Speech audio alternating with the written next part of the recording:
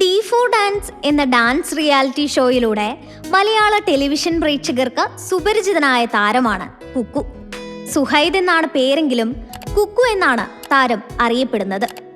നൃത്തം തൊഴിലാക്കിയ കുക്കു ഇപ്പോൾ സ്വന്തമായി ഡാൻസ് അക്കാദമി നടത്തിവരികയാണ്. എന്നാൽ താരത്തിന്റെ വ്യക്തിജീവിതത്തെ പറ്റി അറിയാനാണ് ആരാധകരുടെ ആകാംക്ഷ. കുക്കുവിനെ പോലെ ഭാര്യ ദീപയും എല്ലാവർക്കും സുപരിചിതയാണ്. ഇരുവരും ഒരുമിച്ചാണ് ഡാൻസ് സ്കൂൾ നടത്തിവരുന്നത്.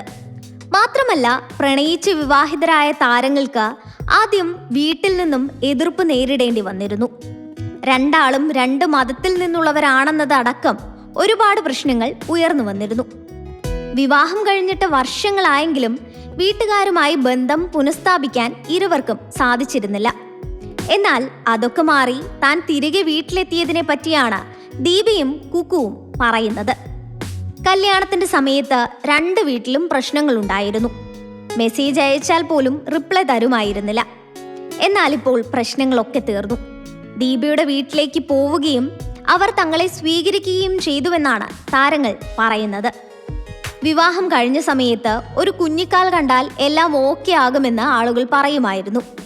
എന്നാൽ എൻ്റെ ഈ കാൽ കണ്ടിട്ട് ഓക്കെ ആയാൽ മതിയെന്നായിരുന്നു ഞങ്ങളുടെ തീരുമാനമെന്നാണ് തമാശ രൂപേണ താരങ്ങൾ പറഞ്ഞിരുന്നത്. എന്നാൽ പള്ളിയിലെ പെരുന്നാളിന് പോയപ്പോഴാണ് അപ്പച്ചനെ വീണ്ടും കണ്ടതെന്ന് ദീപ പറയുന്നു. അങ്ങോട്ട് പോയി മിണ്ടുകയായിരുന്നു. എന്നെ കണ്ടതും "ആ വന്നോ, എന്തൊക്കെയുണ്ട് വിശേഷം, സുഖമായിരിക്കുന്നോ" അങ്ങനെ ഒരു മൂഡിലാണ് സംസാരിച്ചത്. അല്ലാതെ സെന്റിമെന്റ്സ് ഒന്നും ഉണ്ടായിരുന്നില്ല. കുറച്ചു നേരം സംസാരിച്ചതിന് ശേഷം പുറത്തിറങ്ങി. പിന്നാലെ ഓടി വന്ന് എന്നെ കെട്ടിപ്പിടിച്ചു, ഉമ്മ വെച്ചു. പുള്ളി എത്രത്തോളം നമ്മളെ ഇഷ്ടപ്പെടുന്നുണ്ടെന്ന് അതിലൂടെ അറിയാം. അതിനുശേഷം ക്രിസ്മസിന് ഞങ്ങൾ വീട്ടിലേക്ക് പോയി. കല്യാണം കഴിഞ്ഞതിനു ശേഷം അന്നാണ് ആദ്യമായി ഞങ്ങൾ എൻ്റെ വീട്ടിലേക്ക് ഒരുമിച്ച് പോകുന്നത്. അവിടെ ചെന്നപ്പോൾ ദീപയെക്കാളും സ്നേഹം കിട്ടിയത് തനിക്കാണെന്ന് കുക്കു പറയുന്നു. മരുമോനെ ചക്കര എന്നൊക്കെയാണ് വിളിച്ചിരുന്നത്. ഞാനിതൊക്കെ കണ്ടിട്ട് അത്ഭുതപ്പെട്ടു പോയെന്നാണ് ദീപ പറയുന്നത്.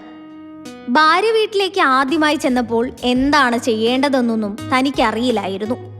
പൊതുവെ പുറത്തിറങ്ങിയാൽ എല്ലാവരുമായും അടുത്തിടപഴകാൻ തനിക്ക് കുറച്ച് സമയം വേണം.